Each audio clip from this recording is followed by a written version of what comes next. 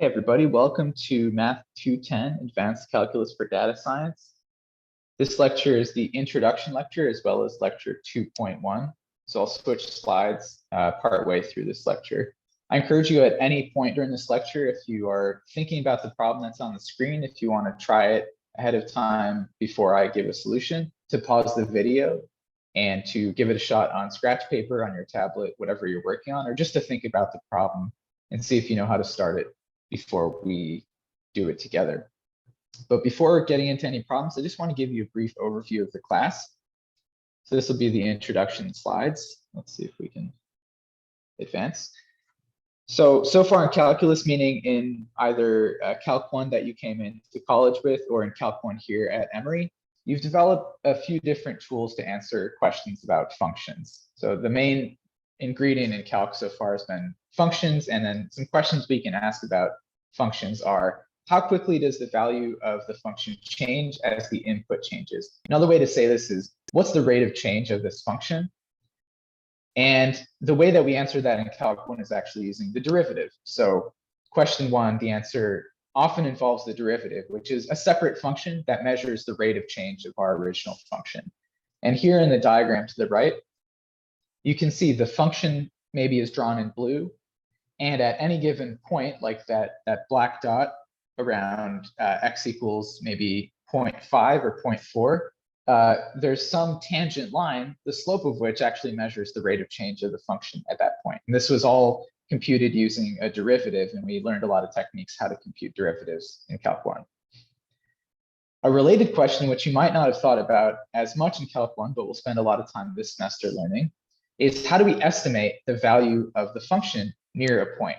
So how do we estimate values of functions in general? And specifically, how do we estimate the value of a function near a particular point or an input value that we know about? This also uses the derivative. You might have heard of something called Newton's method.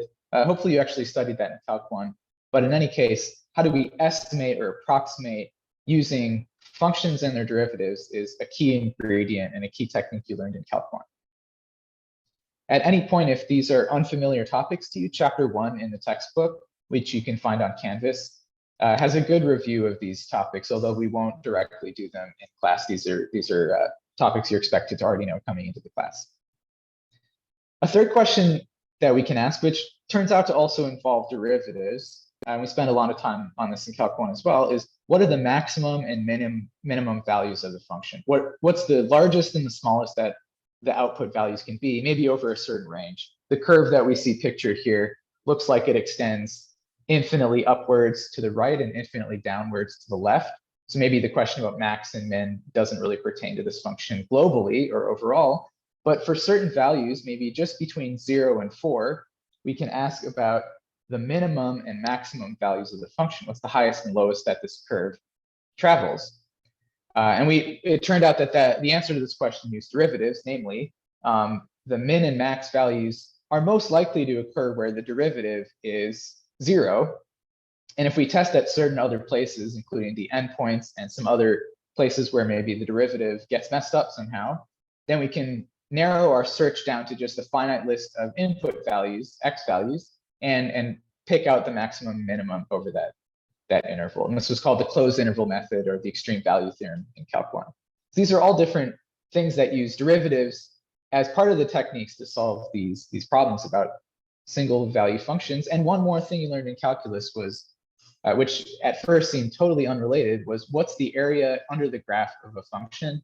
And maybe more importantly, more philosophically, what does it mean to compute the area of one of these pictures? What does it mean to compute this yellow area between the x-axis running horizontally at y equals 0 and the curve drawn in blue? That yellow area has some intrinsic meaning, maybe in terms of the units that we haven't provided on the axes here. But actually, the way that we learned how to solve this problem just graphically and algebraically and using calculus was to compute a definite integral. In this case, the definite integral of the function f of x that we have drawn from x equals 1 to x equals 4. And we learned techniques how to solve integral problems using things like the fundamental theorem of calculus. So all of these are useful tools that we learned in Calculus 1, but they don't necessarily apply to the types of problems that we encounter out in the world. And typically when we say real world in this class, we'll mean data science type problems where we have a large set of data. We want to make inferences about the data. We want to perform statistical analysis on the data.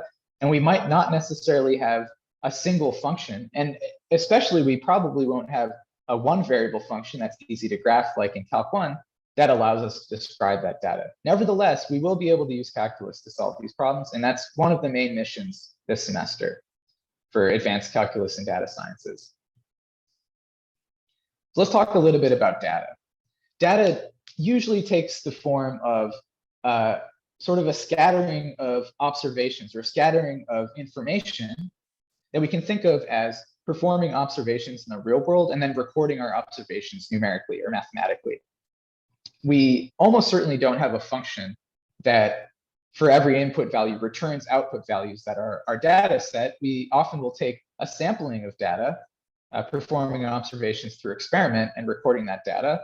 And ultimately, that gives us a set of information. We can visualize it in the XY plane, just as we've done with functions. And the main question for us is, how do we still use all of those beautiful tools from Calc 1 and in general, calculus tools that we'll develop to learn something new about the set, to analyze the set of data? We're going to develop a few different methods, mainly involving approximation techniques. These will be approximations to integral formulas and just approximations to the functions themselves in order to learn new things about these functions. You'll see here that there's a little slider. I'm not going to be able to move in this video, but if you click on the link on the Canvas homepage for the interactive slides, you'll actually be able to launch this as a widget, and you can slide the approximation values back and forth and see how the approximation changes visually. But here on the left, we have 4 rectangles currently, which approximate the area under the graph of this blue function y equals f of x from 2 to, and it looks like from x equals 2 to x equals 8. And you'll be able to slide the slider back and forth to change the subdivisions and where you're making the approximation on each interval. Using these approximations, and as we take a limit, we get a better and better approximation, and ultimately the limiting answer, or the sort of the ideal answer for this area, will be reflected in the integral formula. This can all be computed numerically using computers or using calculus and integral formulas, the fundamental theorem of calculus. On the other hand, we might want to approximate just values of the function, forgetting about area and rate of change, derivatives and integrals and all of those things. We might just want to know, what are the values nearby? This was question 2 on our list of questions a few slides ago. So maybe the sine curve is a good example. We know some values of the sine curve if you remember your unit circle values, but for something like sine of pi over 10, maybe, or sine of 3, just for plugging in different x values that aren't the known ones from our unit circle, it might be difficult to come up with a true answer to the problem. What is sine of 3? Or in this case, maybe let's take values close to 0, since my gold curve here is hugging things nicely close to 0. Well, it'll turn out that there will be a sequence of polynomials. We'll learn this later in the class, but these will be called Taylor polynomials that give a good approximation to the blue curve, y equals sine of x, in the neighborhood or in the region nearby x equals 0. And if we want to get approximations close to other values, other input values for sine, then we'll have to take different sets of polynomials to approximate those values. Those will also be called Taylor polynomials. But in general, this procedure of using some functions that are much better understood, polynomials are easy to evaluate, easy to perform calculus on, take their derivatives and integrals. Those are given by easy formulas. Using those polynomials to approximate more complicated functions like sine of x, cosine of x, or some set of data that doesn't even have a function running through it will be key techniques that we use in this class. We can even go further than the single variable calculator, where we have a single input variable x and a single output variable y. And consider this slide, for example, or just consider many things you've learned that can be described mathematically in your life. Many of the quantities that you can measure mathematically are related by some formula or some functional equation that involves more than just 2 variables, more than an input, a single input and a single output. The easiest type of so-called multivariable function that we'll study is of the form z, output variable, equals some function f of x and y. So here z again is an output, X and Y are two different input variables, and we'll assume that then Z is a function of these two input variables, X and Y, that are independent, or they don't interact with each other. They don't influence the values of each other. There are tons and tons of examples of these. This slide here highlights 3 of them, but you can think of many more probably from your science classes in the past. In chemistry, the famous Pivnert equation, you can solve for really any of the variables in this equation. In this case, we solved for volume. And in this case, volume equals nRT over P. This tells you that volume is a multivariable function of, well, N and R are these funky little constants we need to understand. But T, temperature, or T can also be expressed in different ways, and P, pressure, are 2 variables that influence the volume that a certain mass of gas takes up.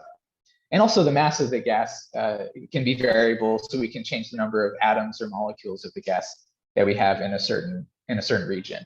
So the volume can be written as a multivariable function of these different quantities.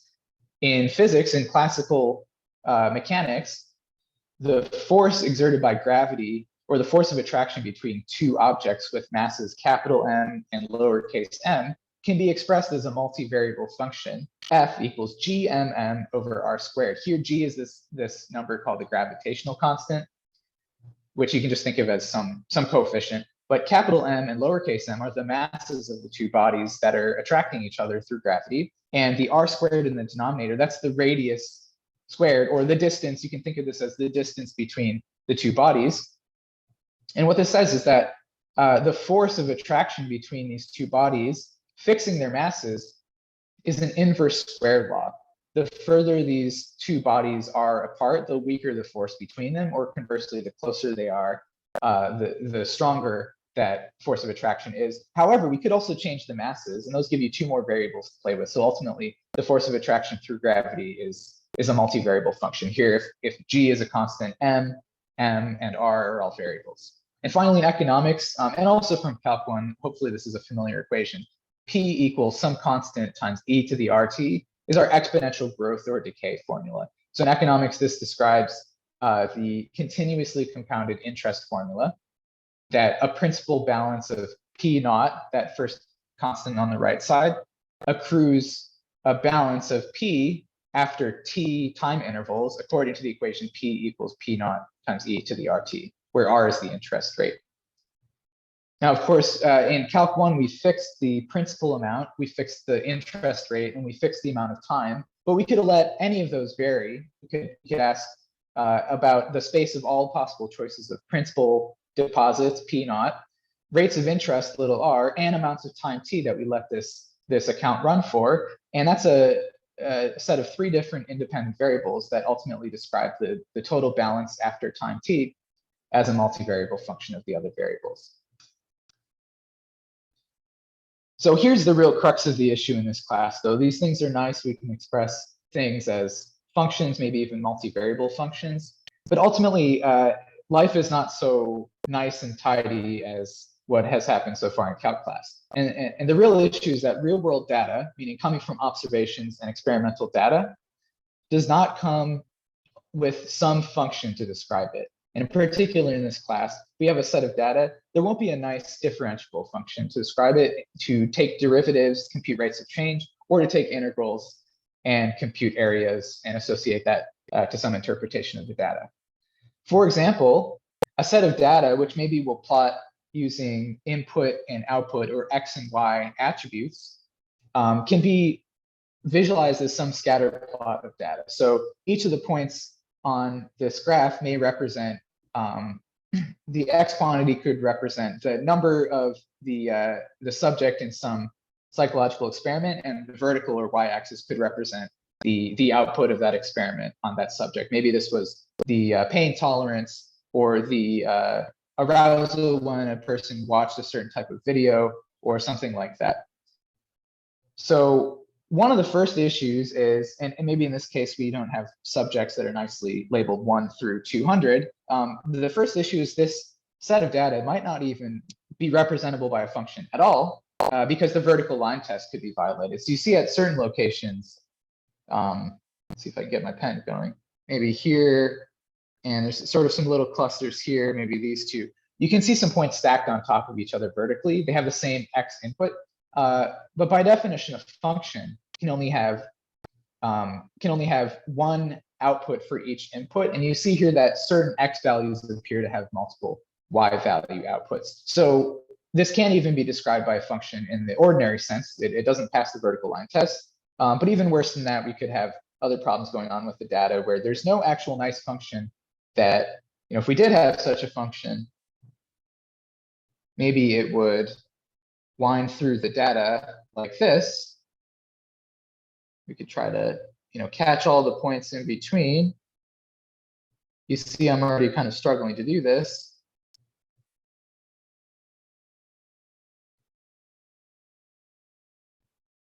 Maybe, I missed some over there. You could say, okay, well, you just weren't careful enough, and we should try to loop back around and catch the rest of those. This is already a pretty nasty looking function, but also it's not going to pass the vertical line test. So we don't really have our typical calculus tools at our disposal as soon as that happens. Okay, my circles have not gone away, so give me one moment.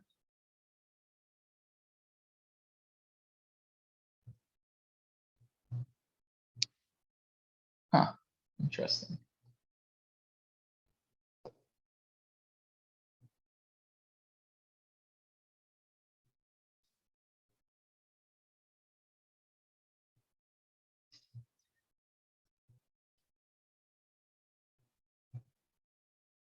Just want to get rid of this distraction for us. There we go, sweet, okay. So this is okay, this idea of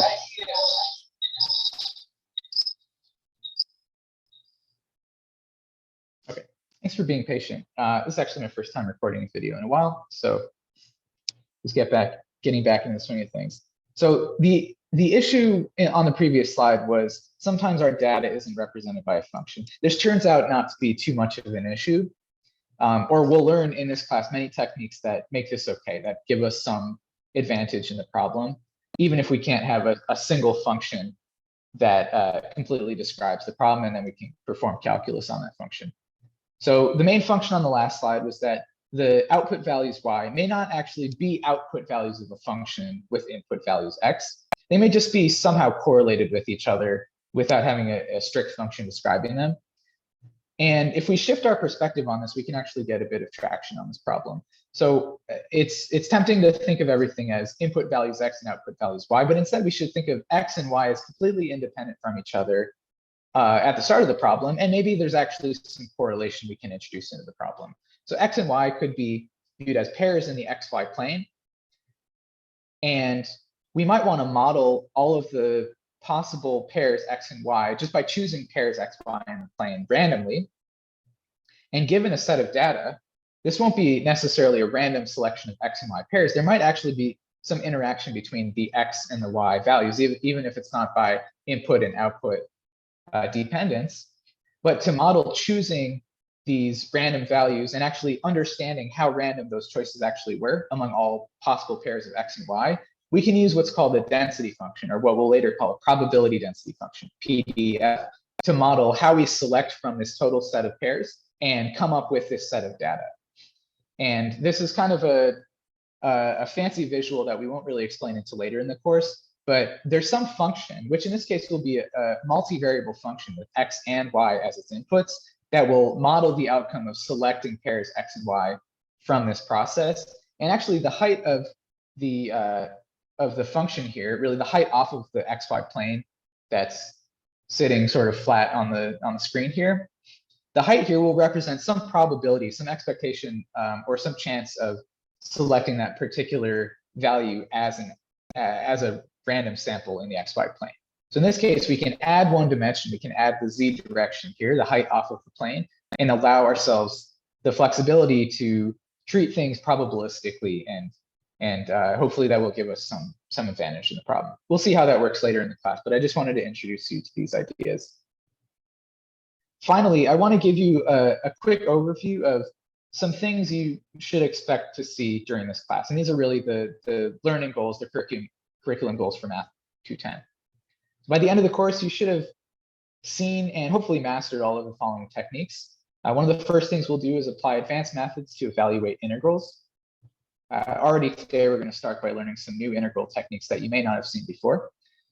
Using this and our knowledge of how integrals can be interpreted using areas, we'll learn how to measure areas and also volumes in 3 dimensions using integral formulas. Mostly during your Friday sections, you'll learn how to implement code to compute integrals and derivatives. And this will typically be a numerical approximation, but you'll also be able to do this directly on the functions, the differentiable functions themselves. And also you'll learn how to implement this code to visualize functions, to get these nice graphs, even in 3 dimensions like we've seen on the previous slide. We'll also learn how to compute probability, not just the chance of flipping a heads or a tails on a coin, but a probability of selecting a certain XY pair, or even selecting a certain data point out of a huge sample set of data using something called a continuous probability distribution, or again, a probability distribution function that somehow interpolates the data we're looking at. Going backwards in order in these slides, we'll also learn how to approximate functions using something called a Taylor series. This was on our slides, that polynomial Tn of x, that gold curve that closely hugged our function f of x. And in general, functions have these sets of polynomials that can be all fit together into something called the Taylor series. It's an example of an infinite series that we'll learn about that allows us to extract information about the function using approximate values. Some other things we'll do are produce or interpret visualizations of multivariable functions, such as that kind of wavy curtain on the last slide. We'll do things like that. We'll compute rates of change of multivariable functions, and the key word here is multivariable derivatives or partial derivatives. Hopefully that's an exciting term for you if you enjoyed computing derivatives in Calc 1. If it's not something that you enjoyed as much, but you were able to understand single variable derivatives by the end of Calc 1 in whatever previous semester or institution you took that class, there's good news ahead, which is that partial derivatives are not too much harder than single variable derivatives. If you were able to master those techniques, then multivariable derivatives are not too much further beyond that in terms of complexity. What does get a little harder, and actually is an interesting problem in general, is computing maximum and minimum values, not just of single variable functions, computing the crests and values of these waves, but for multivariable functions, including having potential constraints or other information about the problem, it's sometimes possible to compute the minimum or maximum values. This is called constrained optimization, but sometimes it's not possible to compute a minimum or a maximum value. And we'll learn different techniques about how to solve these applied optimization problems in more than just 2 variables. And finally, we're going to learn how to integrate multivariable functions over different regions. This will tie back to how we compute areas, volumes, and other quantities associated with integrable functions. But doing this with multiple variables will be interesting, hopefully exciting for you to be able to advance further than your first calculus course. But that's where I want to end things for now for the introduction. We're going to get started today with area between 2 curves. So I need to switch slides briefly. And I'll pause. Maybe you want to pause and get a drink of water. I'm going to do that as well. And then we'll get started with area between curves. You may have seen this topic in your Calc 1 course. And if that's the case, I hope you'll treat this video and this section 2.1 as a bit of a review. You'll be able to practice some of the integral techniques from Calc 1 that you may not have used in a while, depending on how long it's been since you took that course. If you've never seen the notion of area between 2 curves, you've only ever computed the area under a single curve using the fundamental theorem of calculus or using rectangle approximations, then this will be a new topic, but also hopefully won't be too scary of a topic. We're really going to use the same intuition we used when developing the single variable definite integral, that Riemann integration formula, and we'll apply it to 2 different curves, but ultimately it's not going to be too much more advanced than we've done in the past. So this is a good warm-up. If you're struggling to remember some of your techniques from Calc 1, take a look at chapter 1 in the textbook, and you can pause the video and look those up while we go. And at any point during this video, if you want to get started on the problem before I show the answer, again, I encourage you to pause the video, give it a shot on your own, and then compare it to the work that we do together. There will be some points where I leave things without a full solution. You'll be able to check on your own anyways. So let's get started. I want to remind you of a key fact and sort of a key concept from Calc 1, probably towards the end of your class when you took it, which is the relation between the definite integral and geometric area. And probably for most of you, this was actually the definition of the definite integral. Here we see a definite integral denoted here by the integral from 3 to 8 of f of x dx. And we're told in this case that that symbol or that quantity is equal to negative 38 over 3. What does that mean in this picture? Well, the yellow shaded region in the picture, this is the area between the x-axis and the curve y equals f of x, has some area, and areas in general that's a positive measurement. It'll be in terms of square inches, square meters, square feet, something like that. And we're actually told in the problem that this region has an area of 38 over 3. However, the integral, when we write this definite integral symbol, it has a value of negative 38 over 3. Many of you are probably already saying, yeah, Andrew, it's below the x-axis, so it has to be negative. But what's really going on here? Why is this a negative value? Going back to the original definition of this definite integral symbol. Other than that, okay, it's below the axis, it has to be. Well, here's the key idea. When we define the definite integral symbol, some of you may have seen this defined to be the area from a to b between the x-axis and the function f of x. Others of you may have learned this definition that we see on this slide, which is this integral symbol, the integral from a to b of f of x dx, is defined to be the limit of a Riemann summation process. So here I'll quickly read what the right side of the equality says. It's the limit as the width of each rectangle, delta x, approaches 0, of the sum of the over the number of rectangles in our approximation of the height of each rectangle, f of xi star, times the width of each rectangle, delta x. When our function dips below the x-axis, so in this case, when f of x is negative, as you can see in the picture, this product, which is supposed to represent the area of each rectangle, but in this formula, it doesn't say anything about being positive or negative, is just given by the function value at xi star times the width of each rectangle.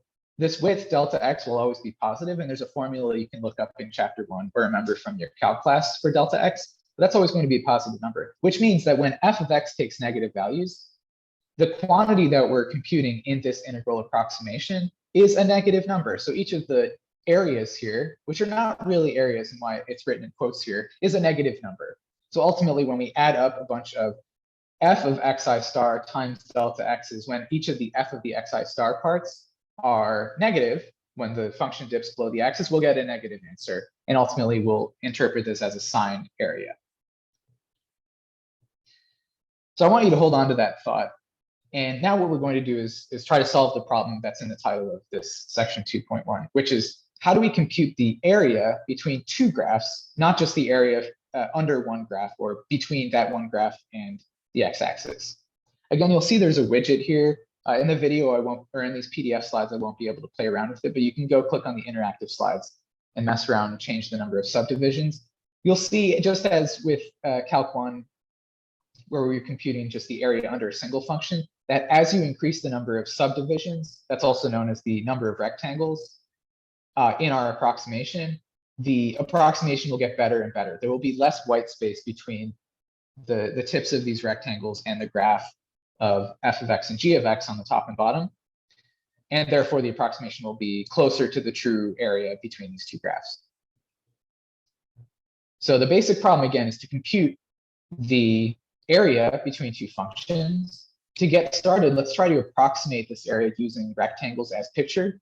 And what we want to do next is derive a formula for this rectangle approximation. So I've chopped out some of the rectangles. Let's see, we have, looks like 7 different approximating rectangles. But whatever number of rectangles we have, let's try to derive a formula for this rectangle approximation. And what I'm going to do now is switch over to tablet mode, and we're going to just sketch on this picture a little bit together. So here's the exact same picture and the same problem from those slides.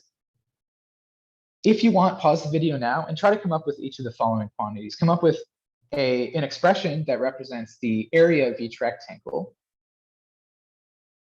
come up with an expression that represents the total approximation from adding up all 7 of these rectangles, or in general, all n of these rectangles.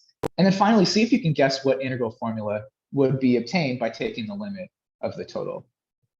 So pause now. I'm going to start working on each of these, and you can watch along. Hopefully you've already solved this and you have an idea for each one. Even if it's not exactly what I write down, it's a good idea to think about this first. For each rectangle, let's pick out this one, for example. I know that I have, well, for the area of a rectangle in general, I have length times width, or I'm going to state it as base times height. And each of the bases is given by delta x, which has some formula, b minus a over n if n is the number of rectangles, but we'll just call that delta x for the width of the rectangle. And in our approximation, using Riemann summation, we'll always let each rectangle have the same width, although a priori you could do really anything you want to get an approximation. On the other hand, the height of the rectangle is the quantity that we want to figure out and use in our new formula. So if I look at the height of this rectangle and how it relates to the graphs of these two functions, this most important piece, how do I find the length of this strip, this green strip that I just drew? Well, I have the value, maybe this is at the point xi star, our input value is xi star. The height of this rectangle, well, it goes all the way up to g of xi star on the top, but that's not actually the height of the rectangle. See, it sticks out a little below the x-axis on the bottom. And on the bottom, you'll see that the height there is f of xi star. So how do I compute the length of this green strip, which is the height of the rectangle? Well, we'll just subtract the two values. We'll take the top value, g of xi star, minus f of xi star. I'm going to put these in parentheses because I also want to multiply this by delta x. And you'll see that this quantity here is really the height of the rectangle. And this quantity is the base. So here I've taken a single rectangle in my picture and expressed its area as base times height. Just for integral conventions, when we write down an integral formula, the delta x is going to turn into a dx. So I'm going to write height times base in this order, just to keep things from switching around on you. So the next step is, how do we actually add up all of the areas of these rectangles? Well, hopefully, if you've reviewed the Riemann summation technique from Calc 1, if you've looked in Chapter 1, or if this is fresh on your mind, if you took this in the fall, what I can do is actually take all n of my rectangles. So I should start at n. I'm going to start at I equals 1 and stop at I equals n. Label each of those rectangles from 1 to n. And for each one, add up its area along with the other rectangle areas. And each rectangle area, we just figured out a formula for. It's going to be g of that input value minus f of that input value times delta x. And again, there are formulas for each of these things. The star just means pick a rule, maybe the left endpoint or the right endpoint or the midpoint rule, and then use that rule for each of the input values. The delta x, again, has a formula that I'm not going to write down. This is a review topic, but we'll use it in a few problems in the future.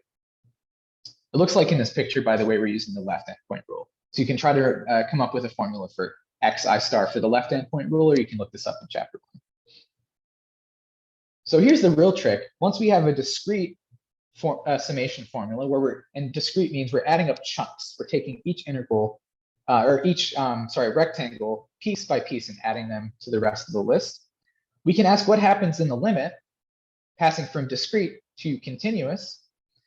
And the way to do this is carefully go look back in Chapter 1 or at any of your notes from Calc 1 and see how we took Riemann summation and converted it into an integral.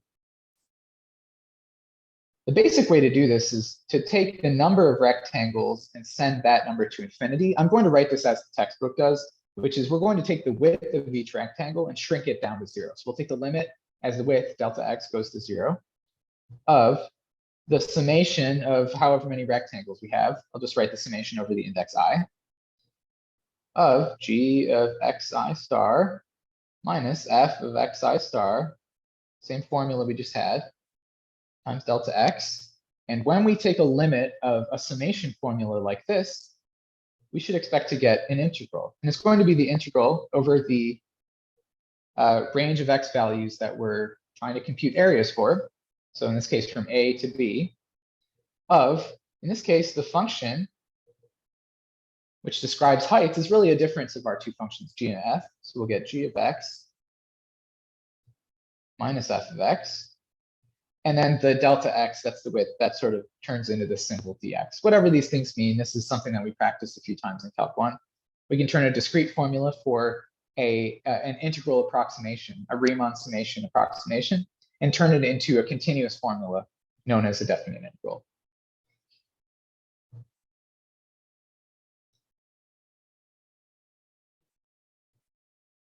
So that's pretty good. Let's see how far we can push this. We're going to do a few examples now together.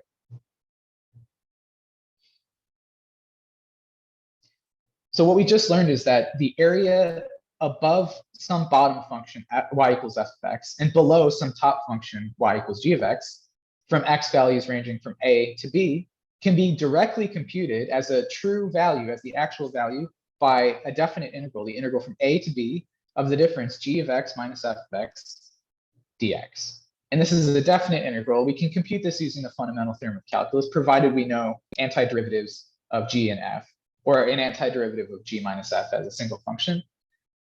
But really the idea in this class is often we don't have functions. We may just have a set of data. How good can we do using approximate techniques? And we're going to pretend like we always have continuous, differentiable, nice functions for this first part of class, just to develop these techniques. But ultimately, we'll try to make things harder and get closer to the real world situation in a few lectures.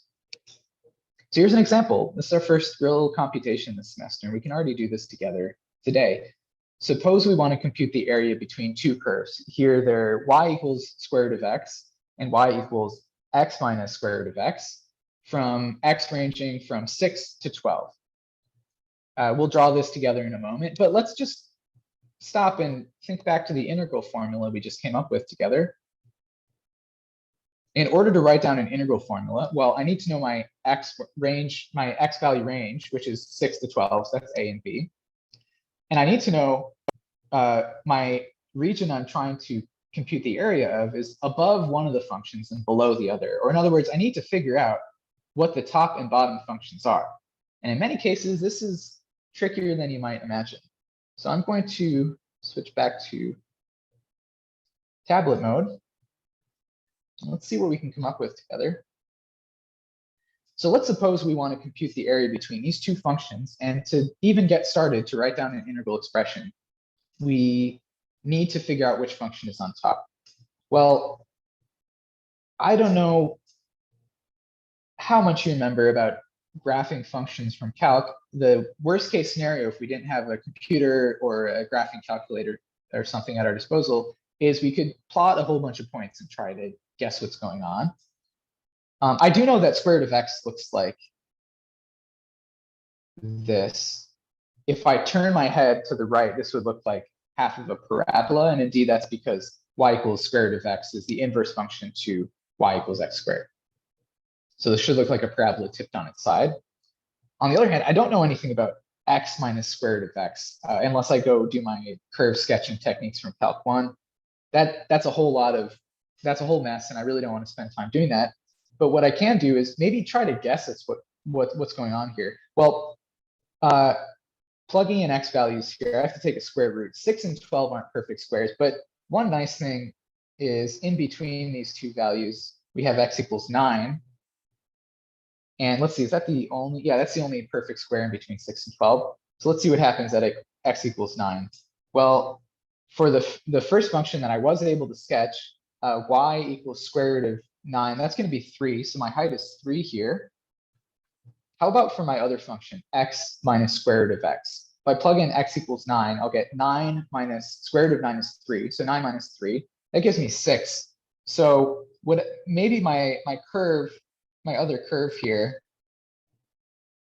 is floating somewhere up here above my curve y equals square root of x. The problem is we don't know that these curves don't cross at some place between 6 and 12. They could just never touch each other, but if they cross, and if they cross between 6 and 12, we'll have an issue in deciding what function is on top and is on bottom. So let's think of this a little more carefully. Let me switch back. I've actually already have a sketch of this prepared for you. So at x equals 9, we saw that at least at that single value, the graph of x minus square root of x is above the graph of square root of x. Unfortunately, there are infinitely many points between 6 and 12 to test, and maybe the two graphs crisscross in between.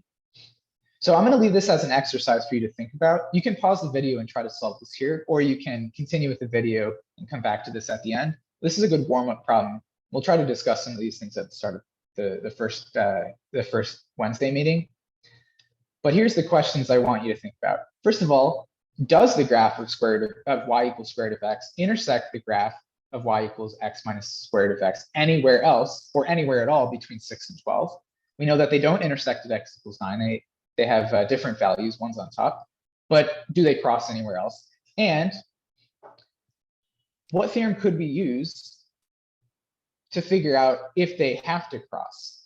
This is a little bit more of an open question, but there's actually a theorem that I have in mind that you can use to argue about, or to reason that two graphs must have crossed over a certain range. So I want you to think about that. Let's press on. Here's an actual picture of these two graphs. Looks like this is from 0 to 12, or it extends a little further to the right.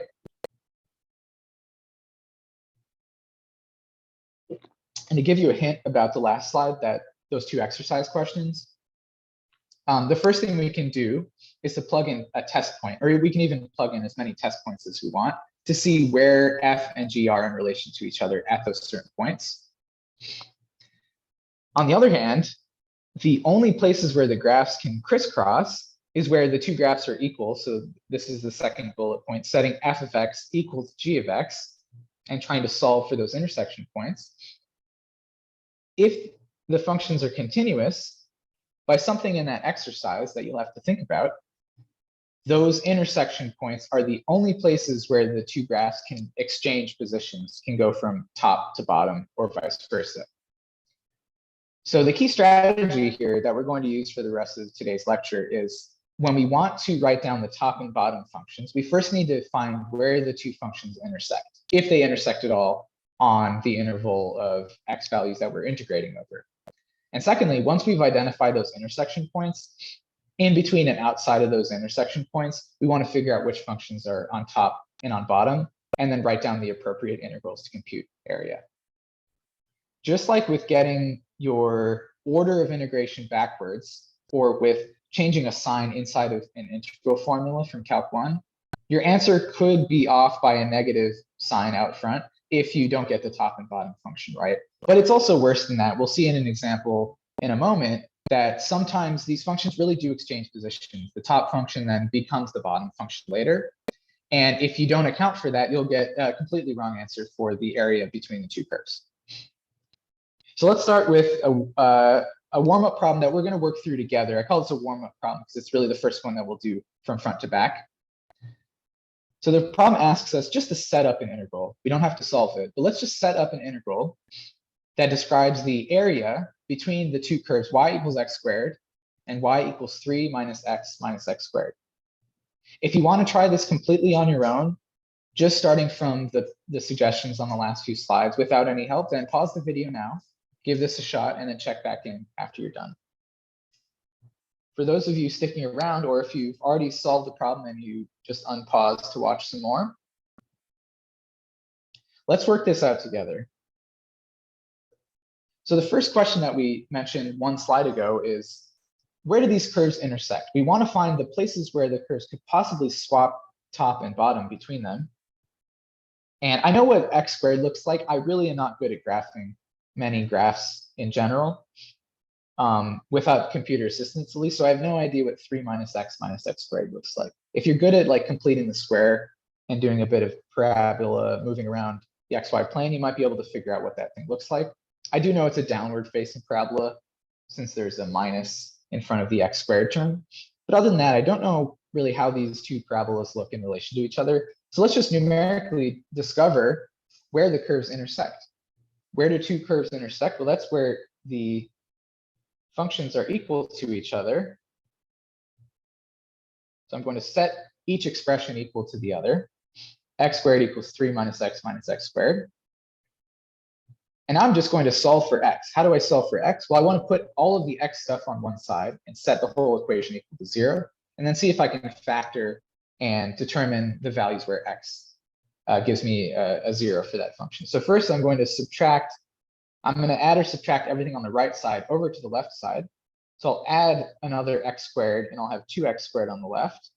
I'll add a positive x, so I'll have plus x, and then I'll subtract a 3.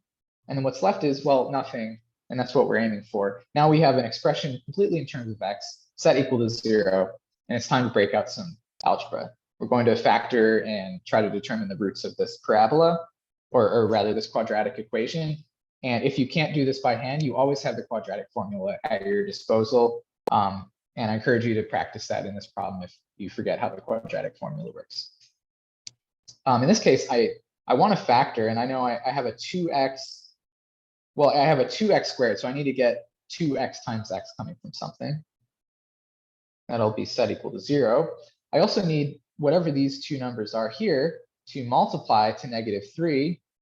I don't have many choices there. It has to be 1 times 3, and one of them gets a plus and one of them gets a minus, so I can get -3 as a product. I also need everything to add up to, when I FOIL out, to add up to positive x. So I'm just going to take a guess, and I'm going to put a -1 and a +3 here. And I worked this out ahead of time, so this turns out to be the right answer. But if you guess and check, it's a good idea to FOIL this out to double check. So right now, if you want, pause the video, double check that I didn't actually make a mistake in transcribing this from my notes. And when you FOIL this out, you'll get exactly this quadratic polynomial. Once we have this thing factored, we can solve for x. You'll see in the left set of parentheses, if I solve for x, I'll get x equals -3/2 as the root. And in the right parentheses, x equals 1 as a root. So here I have two values where my graphs intersect. So the two graphs definitely intersect at these values. They definitely don't intersect anywhere else. Otherwise, the two equations would have had to be equal. And these are the only two values that make these equations equal. And now the question is, so the original problem was set up an integral that computes the area enclosed between these two curves. Well, here are the boundary x values. So a and b here are -3/2 and 1. And what we want to do is somehow figure out, get our heads around which curve is on top and on bottom between these values. Luckily, we have two values. I'm going to draw them well spaced apart, -3/2 and +1. And f and g are, well, or sorry, I guess we didn't call them f and g, but our two parabolas here, x squared and 3 minus x squared, are wherever they are on the whole interval, but they can only cross at these two values. So they kind of do this, and then they can only cross again over here. Make that a fat dot. So I kind of missed my mark over there. So we want to figure out which one's on top, which is on bottom. You might already know the answer to this because I mentioned, one of them is downward facing, but just to be thorough, let's pick a value between these two x values on the axis. 0 is always a good choice, and let's plug in x equals 0 to our two functions. So on one hand, y equals x squared, if I plug in 0, returns a value of 0, okay. On the other hand, y equals 3 minus x squared, if I plug in 0, gives me a value of 3. So we see that that downward facing parabola is indeed on top. And this is just a little bit of a sketch. This is not exactly how these parabolas are shaped. But now that we know which is on top and which is on bottom, we can actually directly write down an integral formula to compute the area between these two curves in the enclosed region. And the enclosed region, again, is bounded by a and b, given by those two values we computed above. So the integral formula here will be the integral from -3/2 to 1 of, if you look back a few slides, we had g minus f dx, and that's top function minus bottom.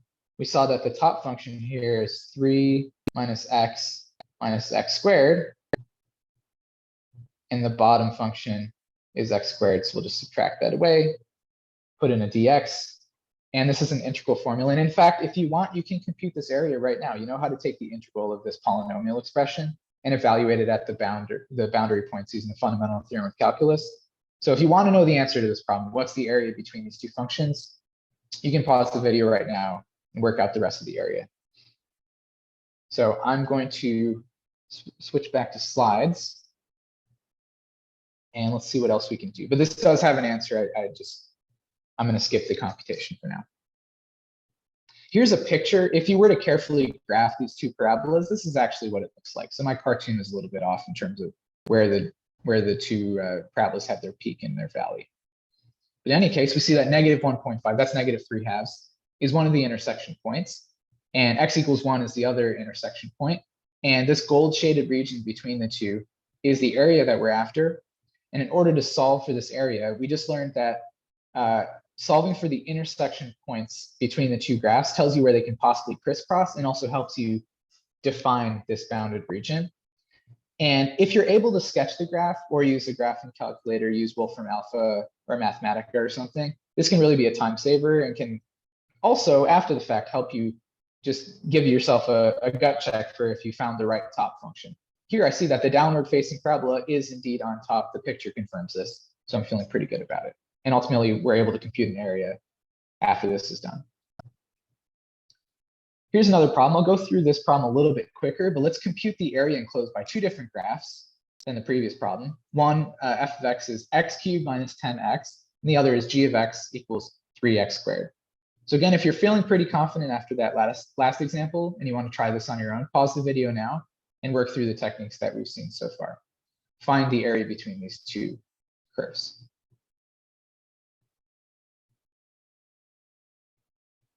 And I'm going to switch back over to where I'm able to sketch some things out. And I've written down a few steps that we should go through. First of all, I have two graphs. I want to figure out the area between the two curves. And my first step should always be find where the two graphs intersect. So let's set up our problem again by setting these two expressions of x equal to each other. And okay, there's an order 3 thing. This is a cubic equation, but let's not be too afraid of this and do what we can. Try to solve for 0 or set the expression equal to 0. Here, I'll keep the cube on the left. I'm going to subtract 3x squared away from the right, and I still have a minus 10x. And now I have some expression set equal to 0. And the good thing here is every term has an x. I think that's the largest common factor. So let's pull out an x and write what's left over, x squared minus 3x minus 10. And now we actually broke the problem into x, which will have x equals 0 as a root, times some quadratic. Worst case scenario, you can use the quadratic formula. I think in this case, you will get plus 2 and minus 5. Again, you should double check my work here. But the three values, and I'm going to list these from left to right on the number line, are -2, 0, and 5. Those are the three places where these two graphs can possibly intersect. And here's an issue. Well, we have three values now, so there's not just a single region in between them. But let's do the same analysis that we did before. Between these two values, which curve is on top and which is on bottom? Well, I'm going to draw a number line. So let me put in -2, 0, and 5. We know that the curves intersect at these points. But we don't know what happens in between, and maybe they actually exchange, going from top to bottom, they exchange positions. So again, my curves were x cubed minus 10x and 3x squared. Let's find some test values in between. How about -1 and 1? I'm going to try to use the smallest numbers that I can and plug these into each function and see what happens. So on top, I'll do Sorry, I already forgot what I labeled these. F was x cubed minus 10x. And then g of x. And I'm not writing f on top because I think it's on top. I'm just going to tabulate the results here. So if I plug in, so f of -1 is going to be -1 cubed minus 10 times -1. That's going to give me, let's see, -1 cubed is -1 plus 10, that'll be 9. And what happens if I plug in 1 into this function? So I'll get 1 cubed minus 10 times 1. And let's see. Wait, did I do this wrong? 10 minus 1 is 9. Oh, right. This is -10 plus 1 is -9. Good. Okay. G of x, on the other hand, to figure out top and bottom, we need to plug in to 3x squared. So I'll plug in 3 times -1 squared. That's just 3 times 1, which is 6. So we see that f of x is on top for this region. On the other hand, 3 times 1 squared, that's just, I don't know why I wrote 6 here. I'm sorry for that. 3 times 1 is just 3. But in any case, 9 is larger than 3. 3 times 1 again gives us 3. In this case, the positive 3 is larger than -9. So this is the top function. So f starts on top, and then at x equals 0, the middle intersection point, they flip-flop, and g becomes the top function. So let's try to write down an integral formula. I might need to scroll up. Oh, look, I have the area already computed for us. Let's try to write down an integral, and you can double check numerically or using the fundamental theorem of calculus that my area is correct. So the integral formula, we're going to integrate from the first intersection point, which is -2, to the middle intersection point, which is 0. We want to do top minus bottom. For that first region, f of x is on top, so we'll plug in x cubed minus 10x on top, and from that we'll subtract 3x squared. And I'm putting extra parentheses just to be careful here. So that's our first region from -2 to 0. To that, we're going to add the next region, going from 0 to 5. I don't think I need to scroll up. I know what the two functions are, but we know that they switch orders. So 3x squared becomes the top function, and x cubed minus 10x becomes the bottom function. So this is an integral formula. These are all polynomials. So again, you can use really just the power rule along with the fundamental theorem of calculus to compute an area. And this is the area that you should get, 407 divided by 4, or an exact decimal answer of 101.75. Okay, so that's pretty good. We can handle regions where graphs crisscross. And the main takeaways from this example are, well, if we have more than 2 intersection points, we need to check which graph is on top. We actually need to be careful about this, and we might need to write down multiple integral expressions to add up each separate region. It can be efficient to make a sign analysis chart, just like we did with the first and second derivative test in Calc 1. I didn't quite do that. I was a little lazy about it here. I got the basic information that I needed, but you can be really careful about it in your solutions if you want to show all of your work. Sketching graphs may be difficult, especially if they crisscross multiple times. But if you can get a graph of those functions, and you can carefully do curve sketching, or if you have a graphing calculator, Wolfram Alpha, something else, then it will help to confirm the top and bottom functions for you and confirm your ultimate answer. So there's another situation where a region might not have a single top curve at all. It could be worse than just a crisscross. There might be something else going on. So I want to start talking about this now, and I mean, there's a lot of techniques in this video already on day 1, but it'll help to have all these at our disposal right away.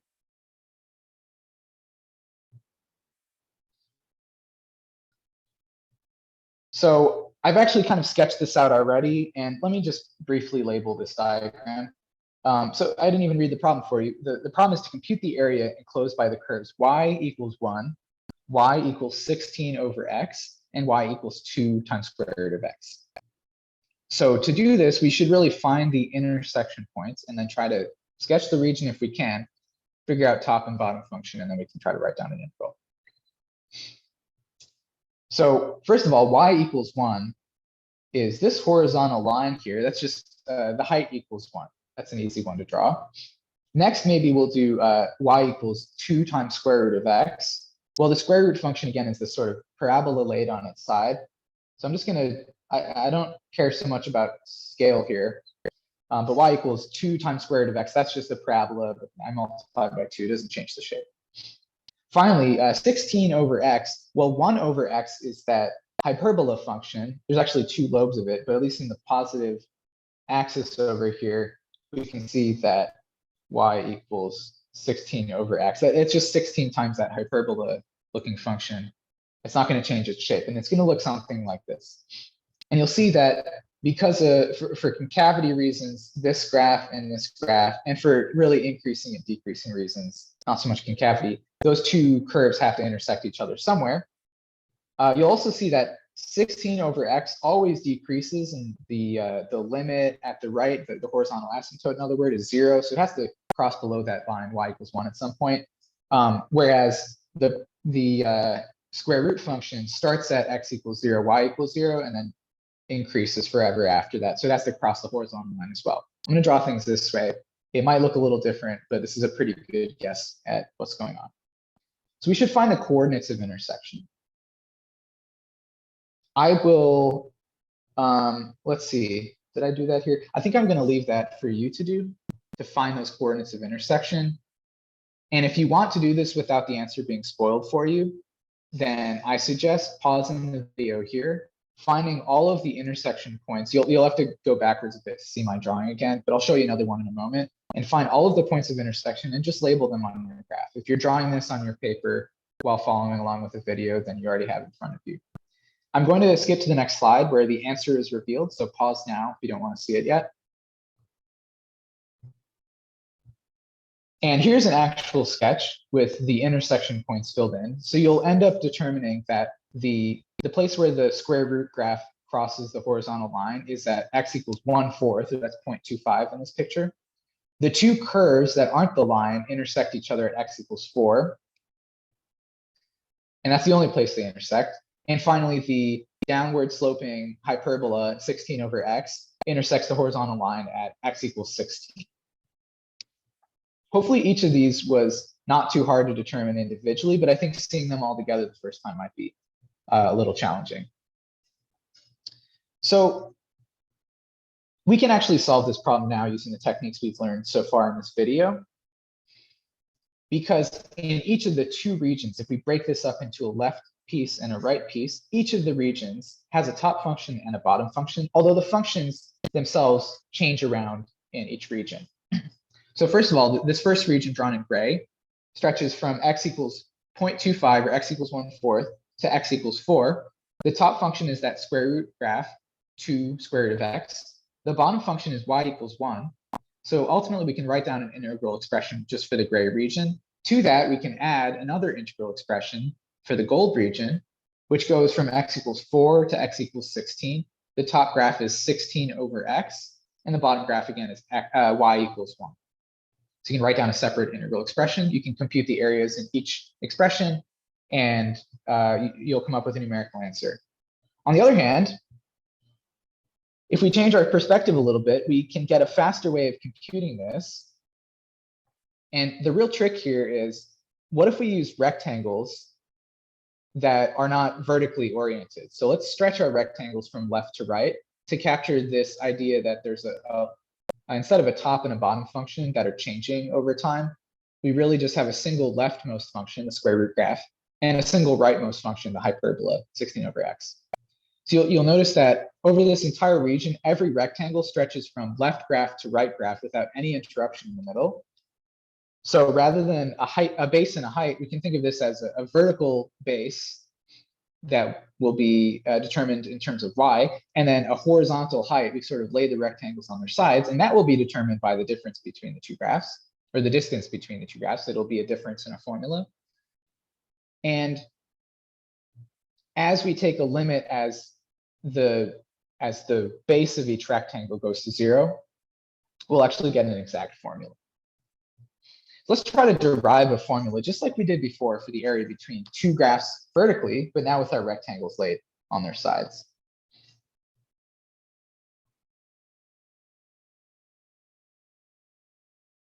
So let's do the exact same procedure we did previously. For each rectangle, we're going to have a base and a height. Here's the base. Just if we turn our heads 90 degrees to the right, you'll see this looks pretty much the same as we had before. But here, this base, we're going to call delta y instead of delta x, because it's a change over the y direction or over the y variable. The height, on the other hand, is a difference between the two graphs. You'll see that compute the length of this line segment, just as we did before. We want to subtract the value over here minus the value over here. And the problem here is these are no longer heights of any graphs. These are really distances away from the y-axis. So we want to compute horizontally. And the way to do this is we're going to rewrite each of these two graphs. So I'll do it over here as a function x equals a function of y instead of y equals a function of x. If I solve for x in this the hyperbola formula, I'll get that x equals 16 divided by y. And in this case, you'll see that that graph stretches like this. That's always the rightmost function in our approximation. So it's the right endpoint of each interval that we're trying to compute. On the other hand, the square root function, do it in a different color, it's kind of hidden here. As a function of y, if we first square both sides of the equation and then solve for x, we'll get that x equals y squared divided by 4. So again, this is really reflecting that it's a parabola. It's just turned on its side, switching the roles of x and y.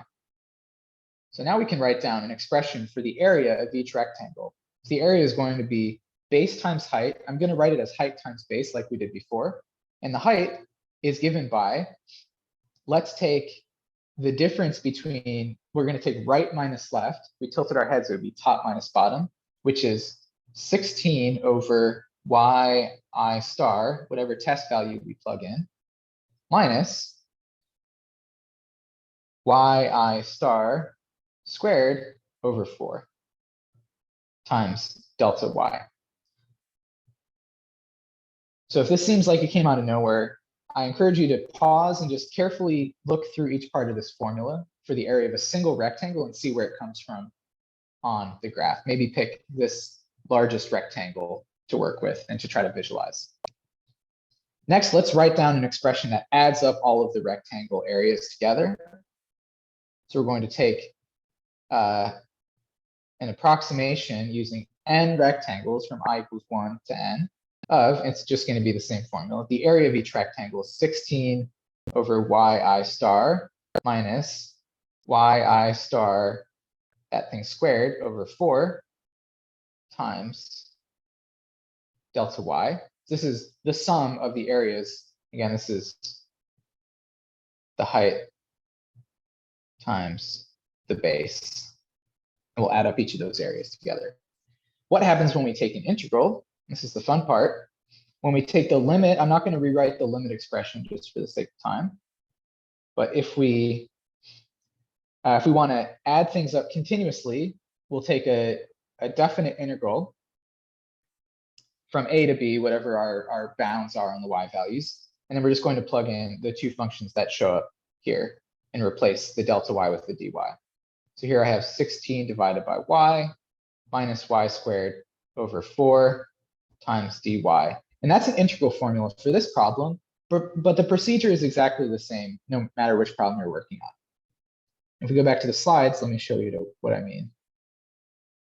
The key takeaway here is if you don't want to split up your region into two integrals, like we saw a couple slides ago, if I don't want to do this, even though in this problem, this gives you a completely valid approach to the problem, I can instead use horizontal rectangles whose widths are now in the vertical direction. They're delta y. Those don't change, but the heights, which are now flat on the side, stretching horizontally, do change, and they're expressed by the difference between a rightmost and a leftmost function.